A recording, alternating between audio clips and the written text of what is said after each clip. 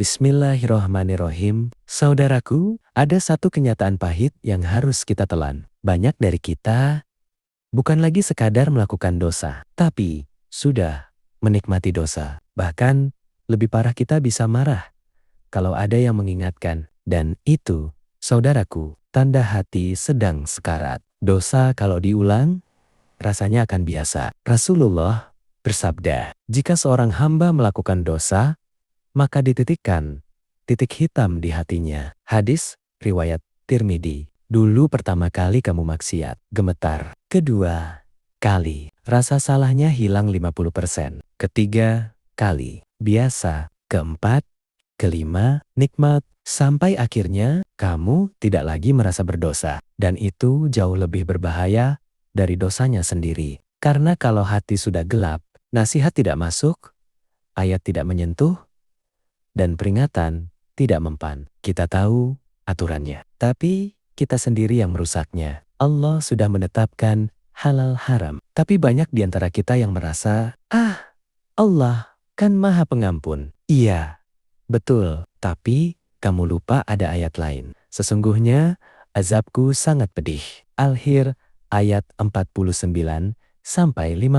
Kenapa kita suka maksiat? Karena dosa itu cepat memberi kenikmatan, tapi lama memberi penyesalan. Kamu curi-curi dosa malam hari, tidak tahu malaikat mencatat tanpa jeda. Kamu melanggar aturan Allah, tanpa sadar kamu sedang mencabut pagar yang Allah pasang untuk melindungi hidupmu sendiri. Ketika Allah mulai tidak peduli lagi, ada satu kondisi paling ngeri. Bukan ketika Allah marah, bukan ketika Allah menghukum, tapi ketika Allah biarkan kamu tetap hidup dalam dosa, tanpa teguran, tanpa peringatan, tanpa rasa bersalah. Itu artinya Allah tidak lagi menganggapmu layak diarahkan. Nauzubillah, Rasulullah bersabda, jika Allah mengendaki kebaikan pada seseorang, Dia akan menjadikannya sadar akan kesalahannya. Hadis riwayat Tirmizi. Kalau kamu maksiat tapi tidak merasa apa-apa, itu bukan keberanian, itu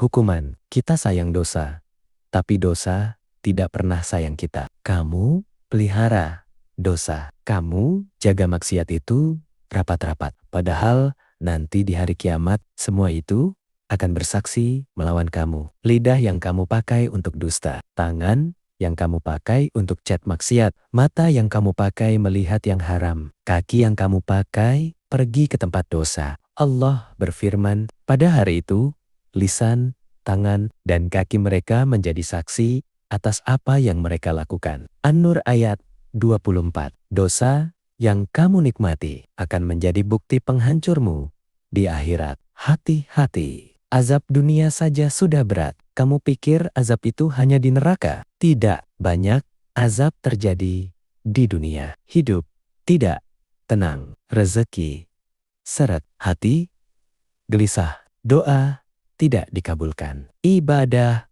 hambar, hidup terasa sempit, mudah marah, mudah putus asa, gelap dalam mengambil keputusan. Itulah hasil dari dosa yang kita anggap kecil. Ali bin Abi Thalib berkata, yang aku takutkan bukan besarnya dosa, tetapi kecilnya rasa dosa itu di hatiku. Kamu masih bisa berubah. Saudaraku, Allah tidak pernah menutup pintu taubat. Yang menutupnya adalah kebiasaan kita menunda. Kita menunda. Kita bilang, besok taubat. Padahal kita tidak pernah tahu besok masih hidup atau tidak. Allah berfirman, dan bertaubatlah kalian semua kepada Allah agar kalian beruntung. Surat An-Nur ayat 31. Tobat itu bukan butuh waktu yang lama. Tobat itu hanya butuh keberanian untuk berhenti. Kalau kamu tidak mengubahnya dari sekarang, kapan lagi? Cukup berhenti dari dosa-dosa yang kamu tahu jelas-jelas Allah benci. Cukup berjuang. Cukup lawan. Cukup mulai hari ini. Karena lebih baik kamu berdarah-darah melawan diri sendiri daripada kamu hidup enak dalam dosa, lalu dimasukkan ke neraka tanpa ampun. Saudaraku, kalau malam ini Allah ambil kamu, dalam kondisi seperti apa kamu kembali? Dalam keadaan taat atau dalam keadaan bermaksiat? Di atas sajadah atau di atas dosa. Allah Maha baik, Allah Maha menerima taubat. Tapi Allah tidak menunggu selamanya. Sebelum Allah tutup pintu itu, kembalilah